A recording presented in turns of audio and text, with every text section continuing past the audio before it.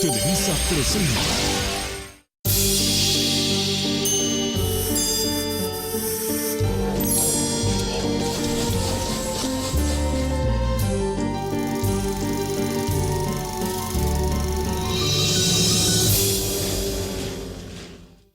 Durante 67 años, el Instituto Mexicano del Seguro Social ha protegido a varias generaciones de derechohabientes con atención médica, seguros de vida, seguros contra accidentes laborales e invalidez, pensiones de retiro, guarderías, centros culturales y deportivos. Durante 67 años, el instituto ha contribuido decisivamente a erradicar enfermedades, mejorar la salud y aumentar la esperanza de vida de los mexicanos.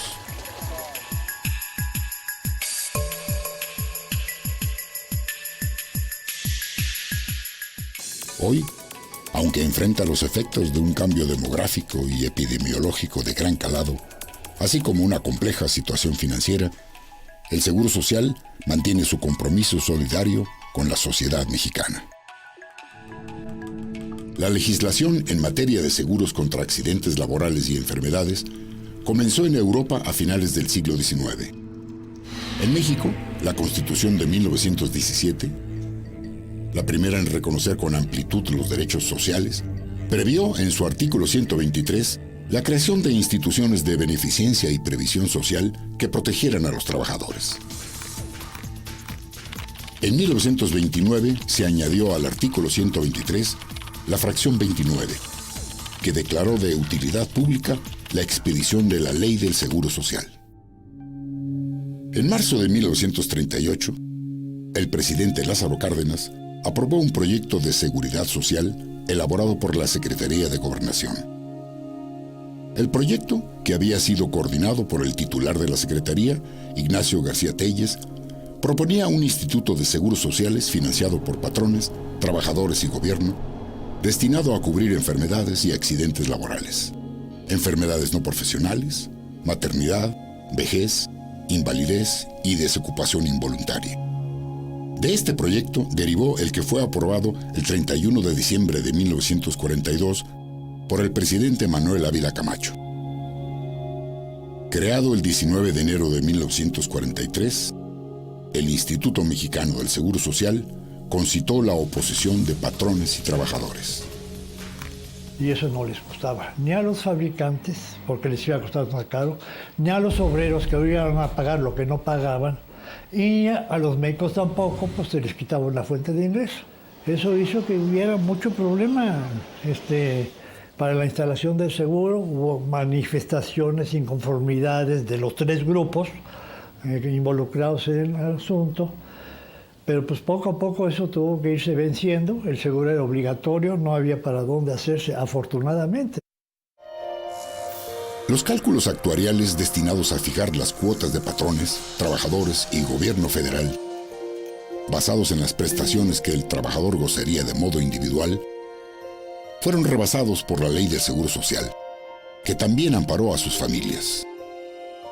Los montos de cotización no fueron modificados y resultaron insuficientes para cubrir los gastos ocasionados por la ampliación de los servicios.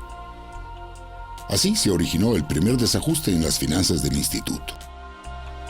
Durante años, el déficit de los gastos médicos fue cubierto con el superávit de los seguros de pensiones, pues aún pasarían decenios para que hubiera un número significativo de jubilados. Muy pronto, el rechazo inicial a la nueva institución se convirtió en una gran demanda de servicios. Y esa gran demanda de servicios va a estar dada principalmente por dos tipos de padecimientos.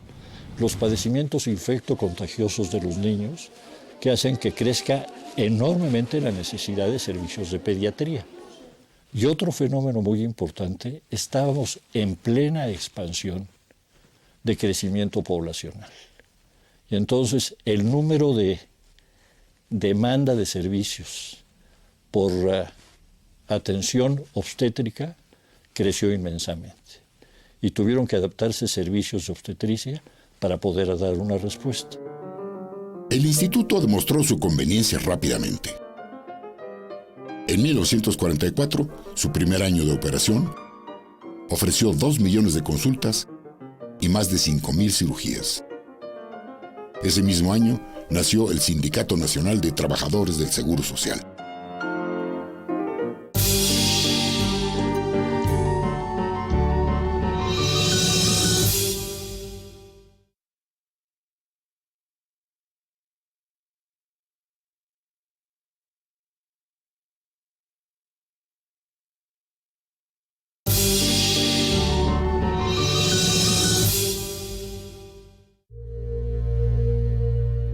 En 1944, el Instituto Mexicano del Seguro Social proporcionó servicios en 10 clínicas y 6 sanatorios rentados a particulares.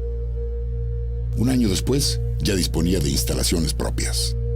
22 clínicas, 7 sanatorios, 2 maternidades y 140 puestos de fábrica. No había programas de trabajo, no había personal médico, no había personal administrativo, no había experiencia. Tuvieron que enviar a un grupo de médicos, fue un grupo corto, unos 5 médicos, a Estados Unidos a aprender un poquito de la organización del sistema.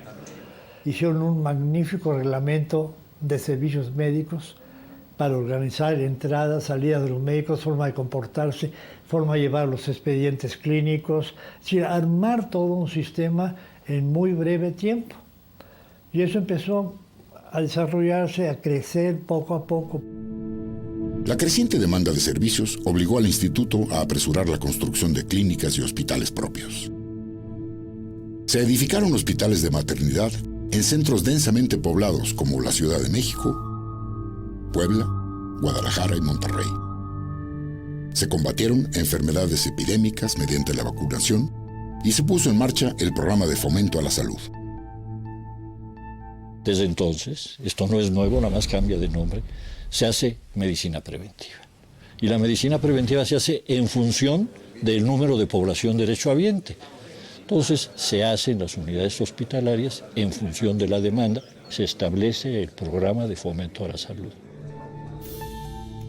La red de hospitales del Seguro Social se integró con 3 niveles de servicio con objeto de atender desde las enfermedades más comunes hasta las que requirieran una atención especializada. De modo que podían cubrirse todas las demandas de los derechohabientes. La atención del primer nivel, que ven al grueso de la población, que es el gran filtro del sistema de seguridad social, que es donde deben de captarse la mayor parte. Si hablamos en porcentajes, el 80 o el 85% de los padecimientos deberían de ser tratados a nivel del consultorio de medicina familiar o medicina general. Después de esto, como tenemos que referir pacientes, necesitamos referirlos a un segundo nivel, un hospital de segundo nivel de atención médica. Y con esto se crea un hospital pequeño donde se va a detener con una solución adecuada a un porcentaje muy alto de la población. Lo que no se puede quedar ahí, se tiene que pasar a una subespecialidad y pasa entonces al tercer nivel de atención médica. El Centro Médico La Raza comenzó a edificarse en 1946. En sus modernas instalaciones se realizarían grandes hazañas y se formarían médicos excelentes. En el Centro Médico La Raza se practicó el primer implante de brazo y se desarrollaron nuevas especialidades. Desde el inicio dio desarrollo al área de asistencia, al área de educación y al área de investigación. Y estos 3 puntales que son básicos en un hospital, porque no se concibe un hospital de asistencia sin educación y no se concibe estas 2 áreas sin el tercer puntal, que es investigación. Y se ha mantenido esto hasta el momento. Tan es así que recientemente ahí se ha logrado tener el banco más importante de células troncales, células madres, a propósito de lo que estamos viviendo ahora. Ahora ya es un complejo de varios hospitales, hospital de pediatría, hospital general, hospital de especialidades, hospital de infectología, el hospital de maternidad. En 1988, también fue en el Centro Médico La Raza donde se efectuó el primer trasplante de corazón con éxito, así como otras muchas intervenciones quirúrgicas con alto grado de dificultad. Tiene algo muy característico el Centro Médico La Raza, da lugar a orgullo de pertenencia. El saber que está uno trabajando en un centro con gran trascendencia y grandes antecedentes históricos, eso le hace sentir a uno, primero, que es uno médico útil para la seguridad social. Desde 1959, en una relación recíprocamente beneficiosa con la Facultad de Medicina de la UNAM, había comenzado a desarrollarse la docencia en los hospitales del Instituto Mexicano del Seguro Social. Otras escuelas se incorporaron a esta labor más tarde. Se enriquece el ejercicio de la profesión con el ejercicio de la docencia. Y así tenemos primero la enseñanza de pregrado, es decir, la licenciatura, y se nombran profesores a aquellos que tienen el interés y la capacidad académica y son reconocidos por la universidad. Un poco más tarde, a partir de 1962, se empiezan a establecer verdaderos centros de enseñanza de la medicina de posgrado y se crean las residencias. Desde principios de los años 60, el Seguro Social promueve la investigación. Inicialmente en el Centro Médico Nacional Siglo XXI y de 1986 en adelante, también en las unidades incorporadas a los grandes hospitales del instituto.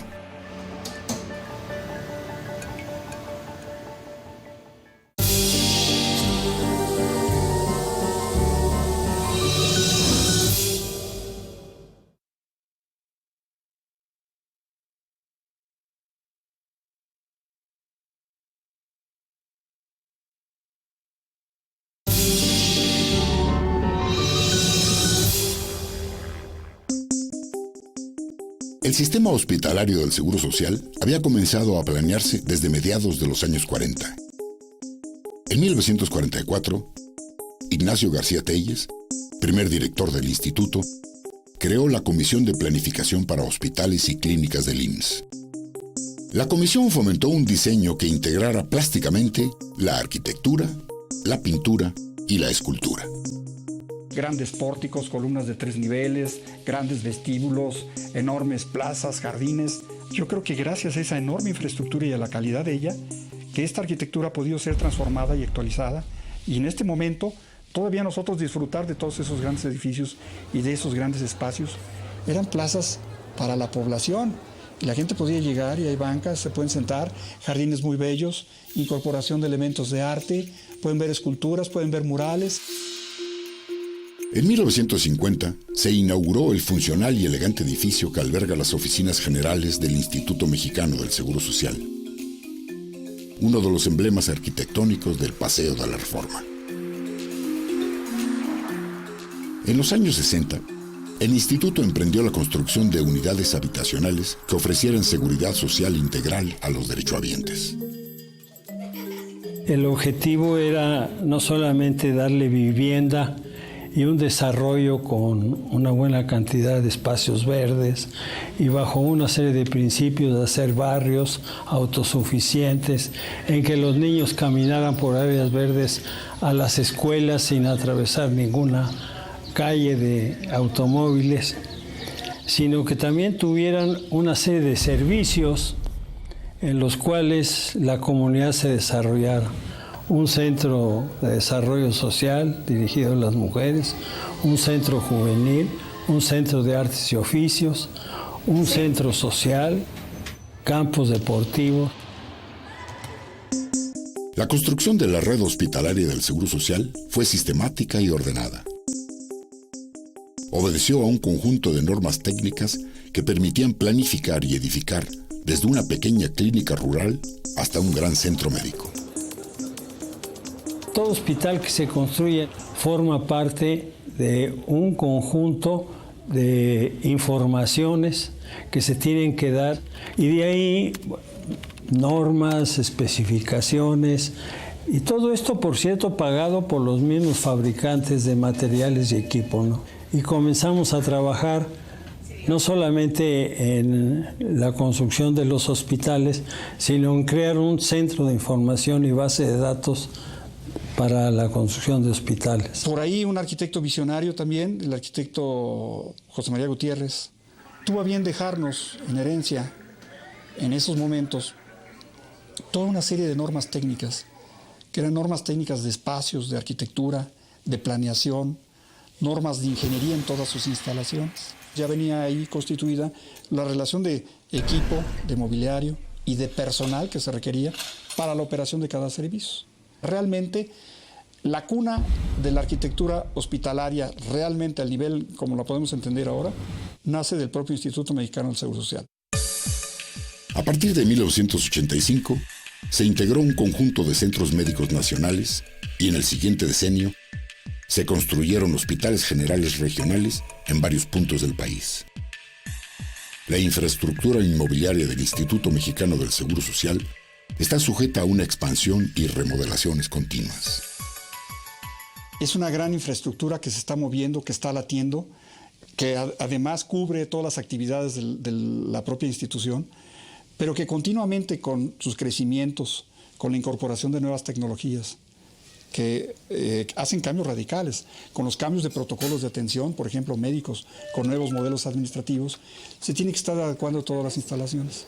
Nuestros hospitales y unidades médicas tienen que ser flexibles, de tal manera de que puedan incorporar nuevos modelos operativos, nuevas tecnologías también y la incorporación de cada vez una mayor cantidad de población.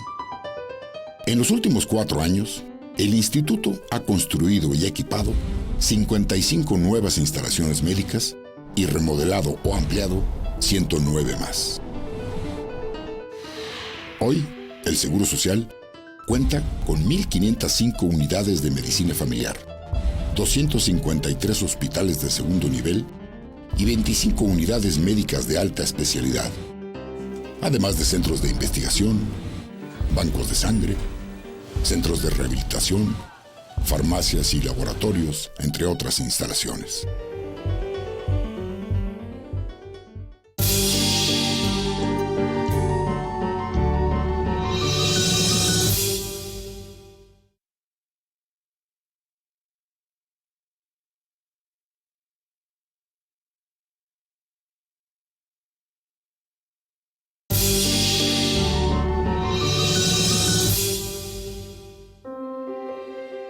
En 1953, equipos de médicos y enfermeras del Seguro Social comenzaron a atender a los derechohabientes en consultorios instalados en barrios y colonias de las ciudades.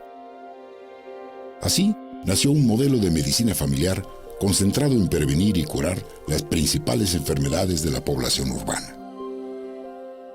Se buscó la forma de ir adscribiendo determinado número de derechohabientes al consultorio de un médico que vivieran en el mismo área geográfica para que el médico tuviera la facilidad de hacer visitas a domicilio. Se fue estructurando la unidad modelo que se requería para que el médico ejerciera su medicina con la familia. Y empieza a sonar el nombre de médico familiar, al estructurar una unidad física con todos los subsistemas que en un momento dado se requirieran para ejercer la medicina de aquella época. En torno de las unidades de medicina familiar se integraron subsistemas de diagnóstico, laboratorio, archivos clínicos, urgencias y medicina preventiva, entre otros. También se creó un sistema de evaluación médica para vigilar la calidad de la atención brindada por el instituto. Estas unidades, que se multiplicaron en los años 50 y 60, llevaron la medicina preventiva más allá de los muros del propio instituto. Y es en 1971, empezamos a salir a las comunidades, a los grandes núcleos de población y a sumarnos al resto del sector, principalmente la Secretaría de Salud, en las campañas de vacunación. Y pues, los resultados son palpables. Hemos acabado con la poliomielitis, se ha acabado con el sarampión. Hemos logrado, a través de las acciones anticipatorias, incrementar las expectativas de vida. De 45 años que teníamos en los 40 a 78 años que tenemos a la fecha.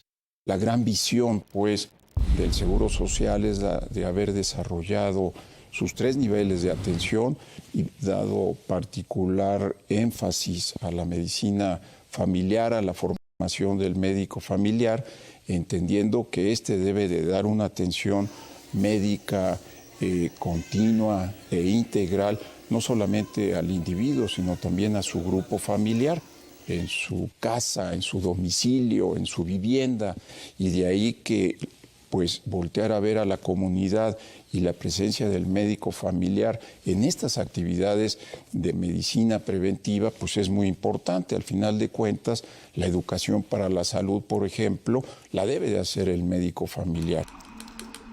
La población rural, formada mayoritariamente por campesinos minifundistas que vivían dispersos y carecían de ingresos regulares, había permanecido al margen de la seguridad social. Para enfrentar esta carencia, el instituto comenzó a prestar servicios a núcleos de campesinos a partir de 1954. ¿Cómo hacer para que esa población tuviera algún servicio? Había buena voluntad, había el servicio social de pasantes de medicina, pero para dar una idea de cómo era el país, pues dijéramos que la primera causa de muerte eran las diarreas, la segunda las bronconemonías. Los mayores de 65 años no eran más de un 4%. La cobertura del instituto en el campo aumentó en los años 70 con el programa de Solidaridad Social. El programa benefició a grupos rurales que no podían pagar cuotas, pero aportaban trabajo en beneficio de sus propias comunidades. En ese decenio se incorporaron al Seguro Social los enequeneros, los tabacaleros, los ixtleros y los cafetaleros, así como campesinos de la Chontalpa y la Laguna. Entonces, cuando se llega a los 70, estamos en plena fase de crecimiento de la población. Había una tasa global de fecundidad de 6.8 hijos por cada mujer en el ciclo vital de 15 a 45 años. El que hubiera un programa específico para lo que fue llamado COPLAMAR, Coordinación del Programa Nacional para Zonas Deprimidas y Grupos Marginados, en donde ya se iba a hacer una cosa más organizada. Pero la verdad es que la Secretaría de Salud vio que no podía organizar un programa de ese tamaño en tan poco tiempo. Y entonces pasa por default al Seguro Social. En apenas 2 años, el Instituto Mexicano del Seguro Social instaló 60 hospitales rurales con 40 camas cada uno, así como 3.500 unidades médicas rurales. Esta infraestructura permitió ofrecer atención de primer y segundo nivel en áreas marginadas a millones de mexicanos. Con el paso del tiempo, el programa de atención a la población campesina ha cambiado de nombre sin abandonar su propósito. Unidades médicas y hospitales rurales combaten la desnutrición, ejecutan campañas de vacunación y buscan mejorar las condiciones de vida de la población campesina. IMSS es la institución que con menos médicos, con menos recursos, da más servicios que la población recibe, recomienda y que volvería a usar. Parece mentira, pero es el sistema que atiende más rápidamente a uno que va a consulta. Tarda menos tiempo que los demás servicios. A pesar de que su presupuesto ha venido disminuyendo 4% al año desde 2006, el programa IMSS Oportunidades ampara actualmente a 10 millones de usuarios en pobreza extrema. La infraestructura de IMSS Oportunidades comprende 3.550 unidades médicas rurales, 70 hospitales rurales y 225 unidades móviles que prestan atención y servicios en más de 17,000 localidades de 17 estados.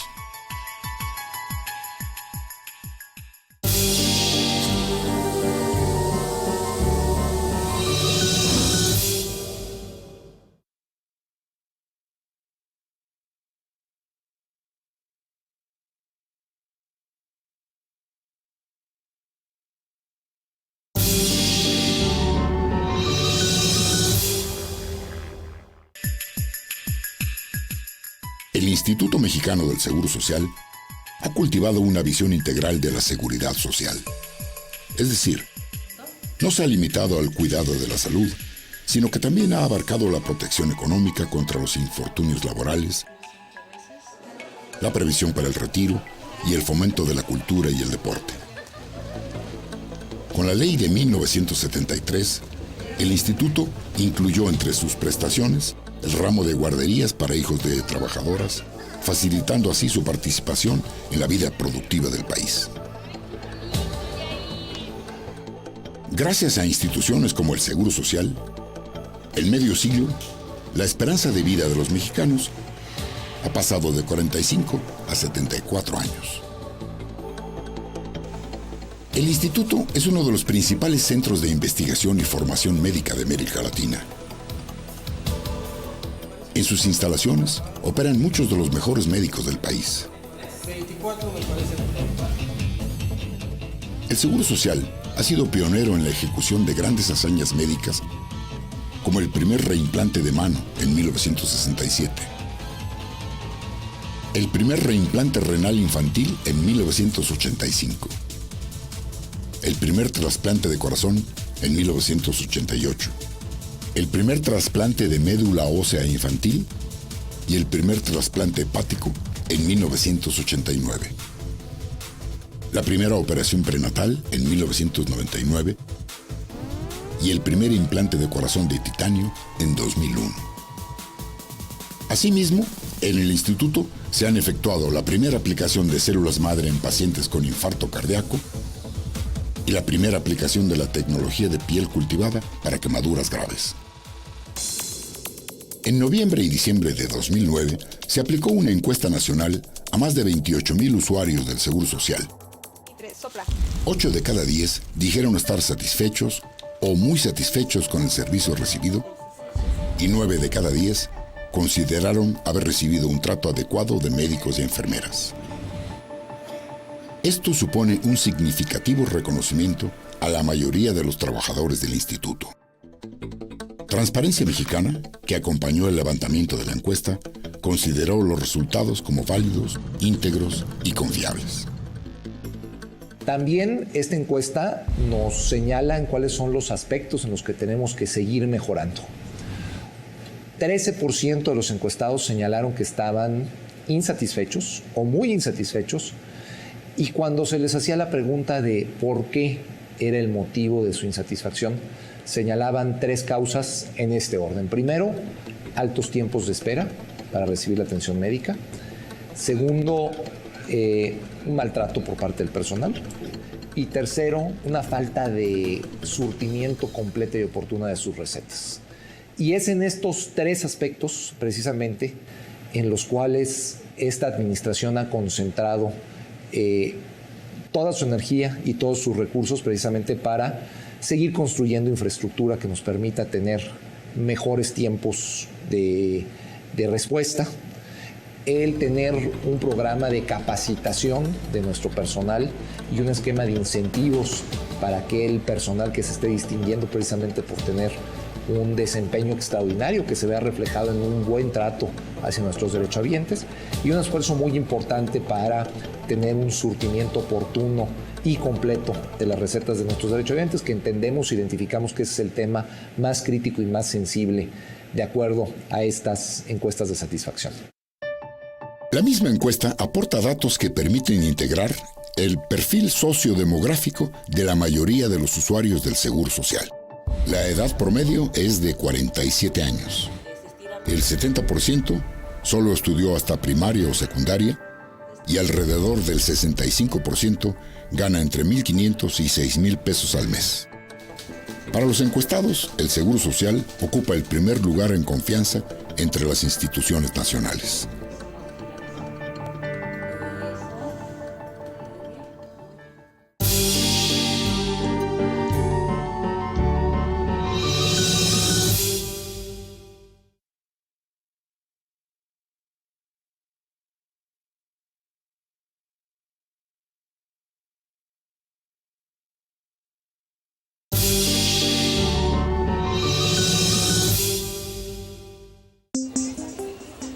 Alrededor del 28% de los derechohabientes del instituto son mayores de 60 años de edad y 30% de los adultos padecen sobrepeso u obesidad.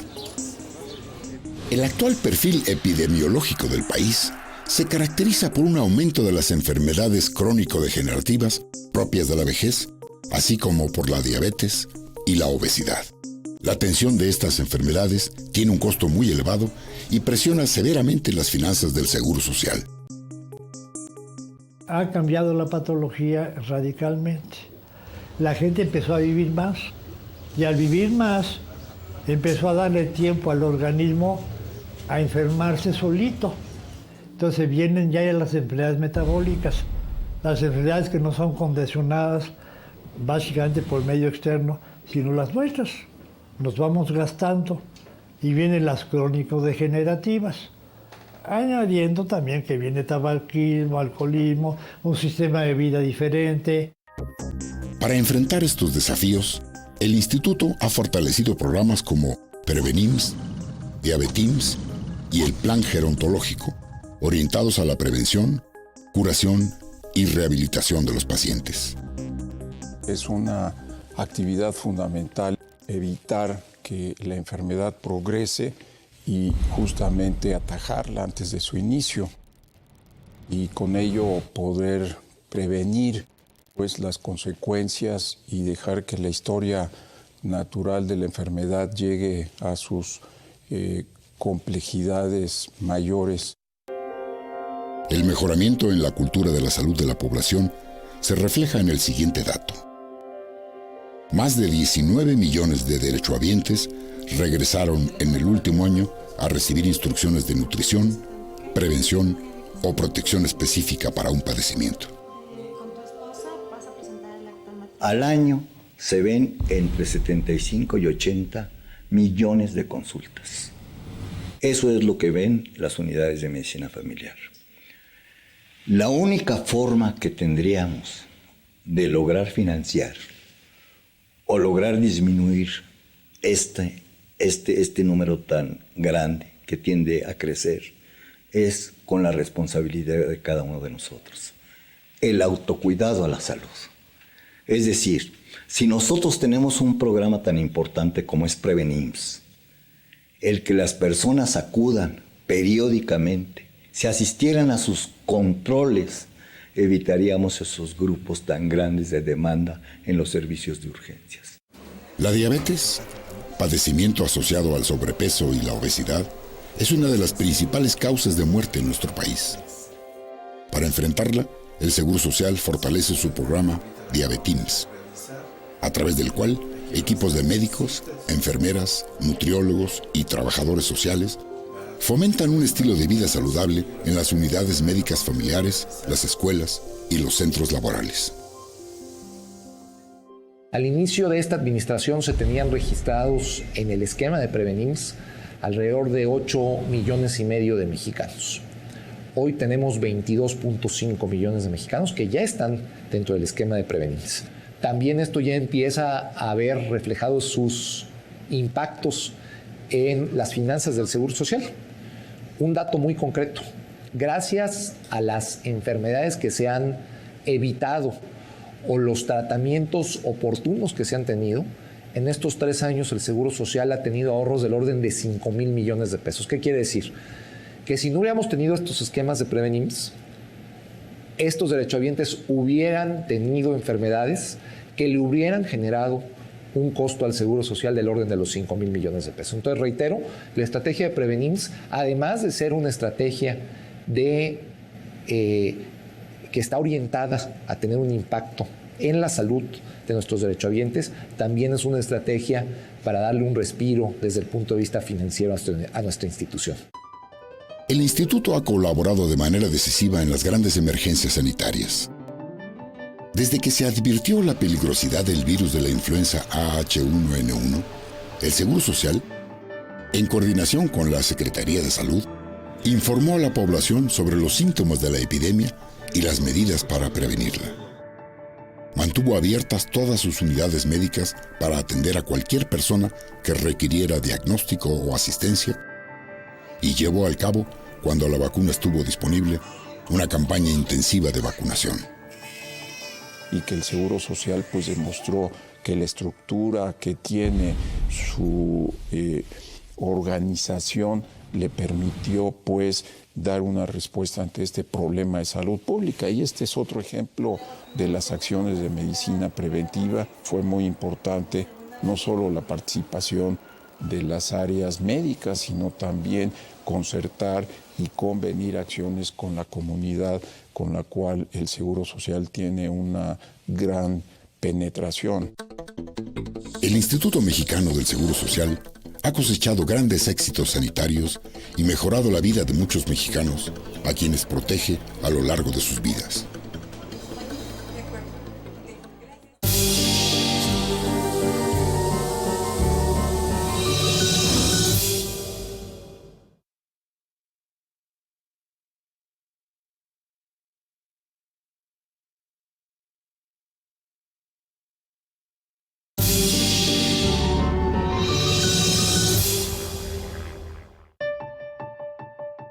¿Qué sucedería si un día faltara el Seguro Social? Más de 50 millones de mexicanos quedarían sin acceso a los servicios de salud y más de 451,000 pacientes perderían su consulta médica. En un solo día se cancelarían 4,000 intervenciones quirúrgicas y 1,123 partos. En un solo día, 200,000 niños no podrían asistir a sus guarderías y sus madres tendrían que faltar al trabajo. En un solo día suspenderían actividades 143 centros de prestaciones sociales, 74 teatros, 15 velatorios y 4 centros vacacionales.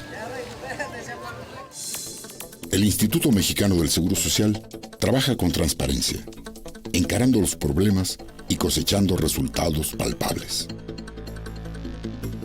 Ante la compleja situación financiera que sufre desde hace décadas y puede comprometer su futuro, el instituto ha mejorado su administración de modo significativo. Estableció un esquema diferente de compra de medicamentos. Hoy hemos trabajado en un esquema en donde todo el sector público nos reunimos y tenemos una mesa de negociación para la compra de medicamentos de patente, que son los medicamentos más costosos. Por otra parte, para los medicamentos genéricos, en lugar de que cada delegación del Seguro Social compre su medicamento, ahora tenemos una compra consolidada. Aunado a la compra de medicamentos a través del esquema que se conoce de subasta en reversa. Es un esquema a través del cual se reúnen todos los proveedores y subastan para ver quién es el que le ofrece el mejor precio al Seguro Social. ¿Qué orden de magnitud han tenido estos ahorros? Del orden de 37,000 millones de pesos. Pues es prácticamente el presupuesto de 2 años en materia de lo que invierte el Seguro Social en compra de medicamentos. Los ahorros conseguidos mediante el nuevo esquema de adquisiciones de medicinas le han permitido al instituto renovar y actualizar su equipamiento médico, una demanda que estaba pendiente desde hace más de 15 años, y construir, ampliar y remodelar varios hospitales y clínicas en todo el país. Muchas veces los médicos, las enfermeras, con toda la razón del mundo, me han señalado que ellos tienen la mejor disposición de hacer su trabajo, pero si no tienen el insumo necesario para hacerlo, pues es imposible. El 2010 se tomó la decisión de tener una inversión del orden de los 5,200 millones de pesos. Es decir, en un año tuvimos una inversión en la cual se atendió alrededor del 45% del rezago en equipamiento médico. ¿Cómo se ve reflejada esa inversión tan importante que se hizo? Pues en buena medida con equipos de alta tecnología como los que tenemos aquí atrás en el Hospital La Raza. Les comentaba yo que una de las principales causas de insatisfacción de los usuarios del Seguro Social es precisamente los altos tiempos de espera. Esto es lo que explica estos altos tiempos de espera. Tener más derechohabientes y no tener infraestructura. Y gracias a las eficiencias administrativas hemos podido invertir como nunca antes se había hecho en el Seguro Social. En 4 años, la actual administración del Seguro Social ha puesto en marcha 61 nuevos hospitales y clínicas y ampliado y remodelado otros 125. En 2011 se inaugurarán 8 nuevos hospitales. El Instituto Mexicano del Seguro Social se renueva constantemente y sabe adaptarse a circunstancias cambiantes. Al comenzar la segunda década del nuevo siglo, el instituto sienta bases firmes para impulsar los cambios que le permitan seguir siendo un pilar fundamental del bienestar de México. Médicos, enfermeras, trabajadores y directivos se empeñan cada día en mantener y mejorar una institución que aún tiene un largo trecho por recorrer. Los 400,000 trabajadores del Seguro Social constituyen el principal valor de la institución. Son los que hacen posible que en un día típico del Seguro Social estemos en posibilidades de realizar más de 4,000 cirugías, más de 48,000 urgencias, el que hace posible que en un día típico nazcan en el Seguro Social diario alrededor de 1,225 niños, que se realicen más de 600,000 estudios de laboratorio, el que estemos en posibilidades de atender a más de 200,000 niños en las guarderías del Seguro Social. Sin duda alguna, el principal desafío que enfrentamos como institución es hacer frente precisamente a este cambio demográfico y epidemiológico al que hacíamos referencia. Cuando el costo de la atención de una persona de 60 años es casi 7 veces mayor que atender a una persona desde que nace hasta que cumple 59 años. Entonces, desde el punto de vista financiero, tenemos un reto muy importante que gracias a las medidas de austeridad nos permiten tener una perspectiva mucho más alentadora, el generar un círculo virtuoso en el cual el personal se sienta bien en su ámbito de trabajo, con este nuevo equipamiento médico que tenemos, con estas ampliaciones, estas remodelaciones, estas nuevas unidades, que tenga una mejor capacitación y que eso se vea reflejado precisamente en un mucho mejor trato, en una atención más cálida, en una atención más efectiva, más oportuna, y que cumplamos con nuestra misión, que es precisamente dar una mejor atención a nuestros derechohabientes.